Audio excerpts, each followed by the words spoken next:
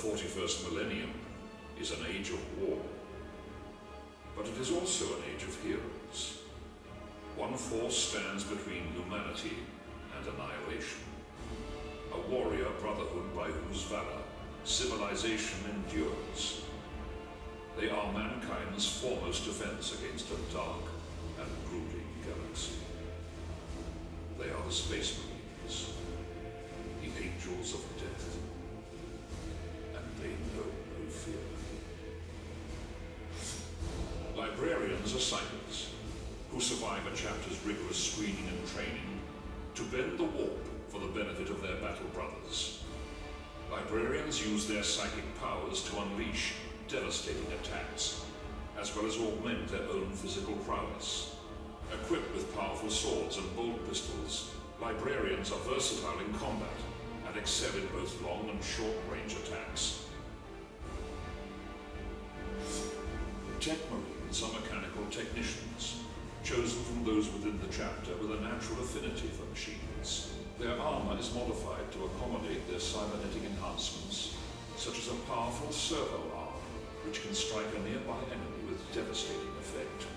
Techmarines can also build and deploy fully automated tarantula gun turrets.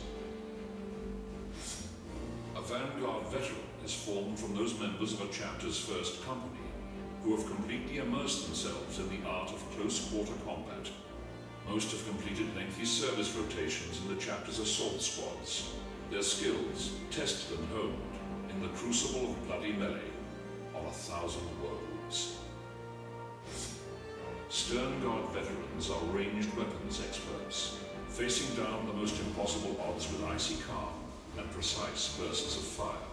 They are the very image of what every Space Marine aspires to become, and the pinnacle of any chapter's fighting force. In contrast to Vanguard Veteran squads, the Sternguard Veterans draw upon the Armory's most powerful ranged weaponry. Gretchin make up for their shocking lack of quality with sheer quantity. These diminutive greenskins are not predisposed to the arts of war, but can be convinced to battle with promises of plunder, or when that fails, threats of a beating. Boys are the rank and file of the Orc warriors, the core of the Orc force. Boys are tough, determined infantry who fall upon the enemy in a great howling tide of violence. They carry a brutal-edged weapon called a chopper, capable of hacking off limbs and caving skulls. Orcs have a preference for crude, noisy weapons and find it difficult to believe a gun can inflict any real damage unless it makes a loud and terrifying noise. Shooter boys form roving mobs that are continually on the lookout for something to kill. The boys carry powerful Stikk Bombs, grenades of Orc manufacture. They are gifted with the knowledge of which part of the grenade is thrown once the pin is removed. Beware. A Stikk Bomma may blow himself up in his eagerness to kill his enemy. Tankbusters are Orc boys who have experienced the undeniable thrill of blowing up a tank with a direct hit from their rocket launcher. The explosive rockets will often take several Orcs with them as shrapnel scythes through the air, but as the Tankbusters say, they knew the risks when they took the job. Despite their strange ways, the Stormboys are a force to be reckoned with. They use rocket packs to ensure they are first to get stuck in. A hurtling great lump of rocket-powered Orc can be an effective weapon in itself. The Orcs call their ruling caste Nobs. Nobs are bigger and scarier than other Orcs, and revel in cruel or casual violence. Their tastes in close combat weapons are extravagant, with chain-bladed choppers being among the most popular of all. All Nobs love to flaunt truly powerful guns. The richest can afford the much-feared combi weapons and upgun shooters, weapons capable of reducing everyone in their vicinity to bullet-riddled corpses or steaming piles of gore. The most psychically powerful of all Orcs.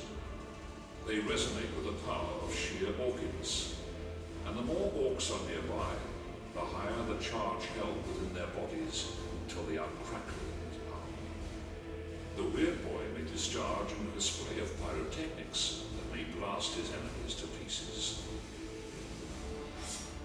The largest and most powerful of the orcs in his tribe, a bloodthirsty and battle-hardened warrior. Orc leaders rise to the position of Warboss through a combination of cunning, violence, and deafeningly loud shouting. The Warboss is a living embodiment of orcdom and commands respect and fear from friend and foe alike. A Ripper swarm is a writhing mass of maggot-like Tyranid organisms driven by a single voracious appetite. Each Ripper is little more than an armored serpent that terminates in a broad maw crammed with dozens of needle-sharp teeth. There are many terrifying creatures in the Tyranid Hive, but one in particular has carved out a bloody legend on 1,000 worlds. A clawed harbinger of sudden and violent death. It is known as the Genestealer, and it is a plague upon the galaxy.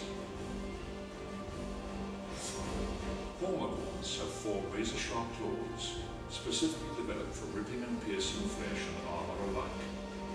The Hormagaunt is a single-minded creature that will pursue its victim without pause, ignoring injury and tiredness, until it has run its quarry down and torn it apart with frenzied strikes of its scythe-like claws.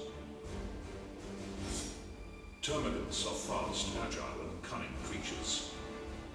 Termagants will scuttle forward on 4 legs whilst unleashing torrents of fire from the anti-personnel bioweaponry clutched in their claw-like forelimbs. They are creatures from the blackest of nightmares, unstoppable killing machines with pulsing ichor for blood, needle-sharp teeth, and darkly gleaming eyes that reveal a terrible intelligence at work. The Tyranid Warrior is lithe, with reactions as swift as a whip. The Carnifex is one of the deadliest of the Hive creatures. It is nothing less than a towering battering ram of impenetrable chitin, knotted musculature, and unyielding bone. The Carnifex is a living engine of destruction, evolved for use in shop assaults and spaceship boarding actions. The Hive Tyrant is the commander of the Tyranid swarm, hulking monsters 3 times the height of a man. Every part of a Hive Tyrant's body is perfectly created to maim and kill. A Hive Tyrant is practically immortal. No matter how many times it is killed, sooner or later, it will always come back. Spore Mines are living bombs that blanket the enemy in acids, poisons, and shrapnel-sized pieces of chitin. Spore Mines use an internal gas bladder to float just above ground level.